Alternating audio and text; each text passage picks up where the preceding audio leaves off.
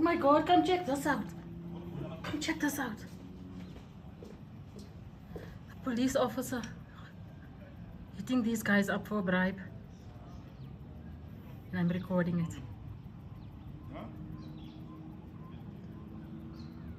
Look at that. My word. Look at this, how he's taking the money. Oh my God.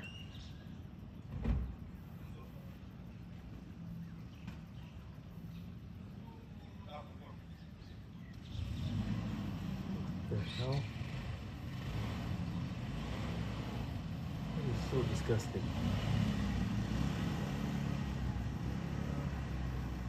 You managed to get the registration? I got the, yeah, well, you can always.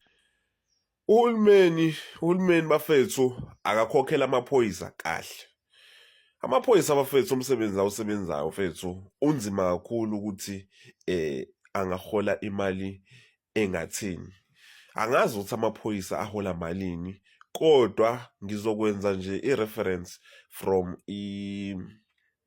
into eyayenziwa public lapha enkantolo uSergeant Nkosi evelile ukuthi uhola 16,500 after deductions.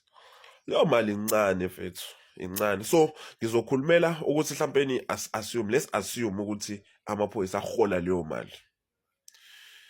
Alikho iphoyisa elideserve to earn that money in this economy at any rank mfethu. I don't care ukuthi umuntu osanda kuqala ephoyiseni, kodwa akekho umuntu odeserve to earn that money ephoyiseni.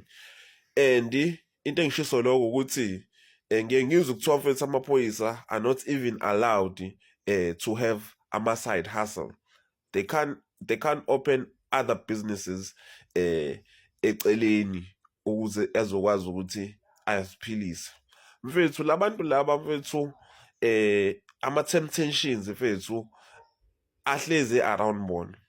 They are working with criminals aphatha imali serious, yabo. So wena if uzobanikeza imali engekho mfethu, labo bantu uyabathuma ukuthi ababe izigebengu, uyabathuma.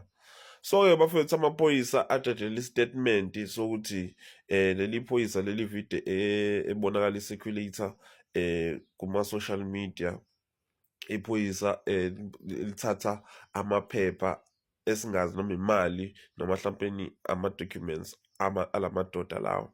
So kuthiwa ke investigation iyaqhubeka ke because manje they don't tolerate i-bribery ngoba izinto efana lezo zingcolisa igama lamaphoyisa. So nje bafethu yilokho nje, kodwa ke bafethu amaphoyisa fethu uhulumeni fanele afakele imali bafethu.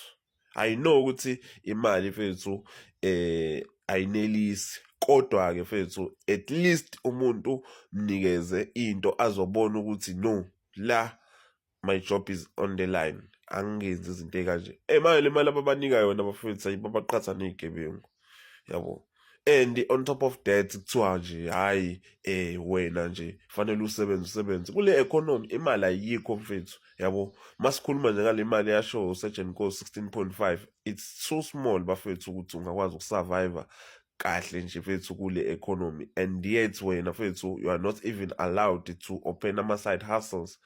Imali mfethu ayinavile esikhathini samanje, fanele uma usebenza uphante emaceleni. So nje mfethu ayingeke bafethu, lalwa ngamaphoyisa laba mfethu.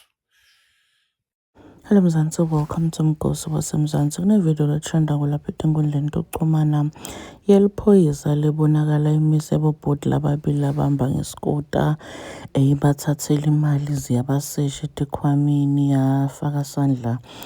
Uma ithola imali yathatha uyifaka ephakethini, isesha nalo uyithola imali ithatha ifake ephakethini. And people are saying ukuthi this is a bribe, but this is not a bribe or a bribe. Ngilesikhani umuntu athatha imali anika liphoyisa ngoba athanza, ngoba afuna, ngoba amnika a-cold drink. Lokho ngeke bribe, lolo kwenteka lana. This is daylight robbery kisana, cause nakuphela uyabasesha uyabathathela imali dabo. And It's a good thing because there was a lady who was taking a video.